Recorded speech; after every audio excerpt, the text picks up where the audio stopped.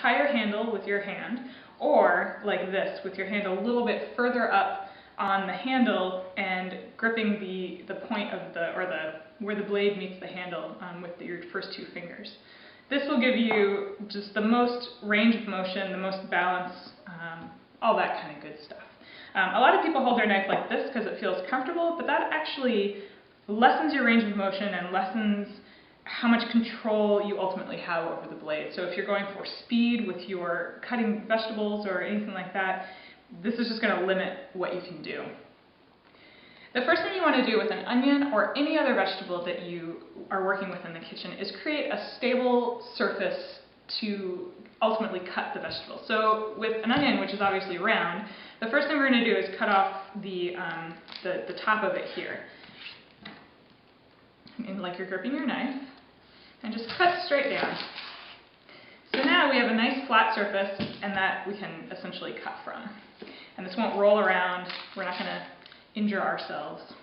And for an onion, we're just going to cut it in half, and then peel off the outer part. Not exactly a knife skill, but still good.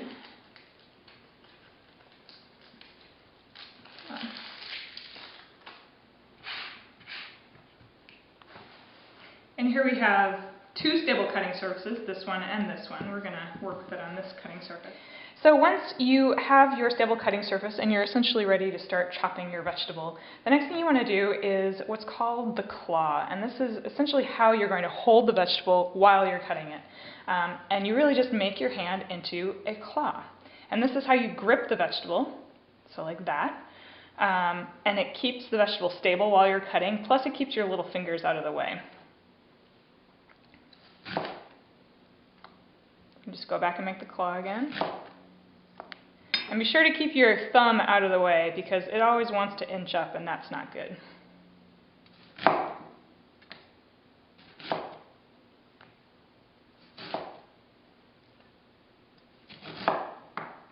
And once you get down to the end, you can just tip that over onto the other stable cutting surface and keep going. And once you have your nicely chopped vegetables, all you have to do is take your knife, sweep them up on the flat of the blade, and transfer them into your prep bowl.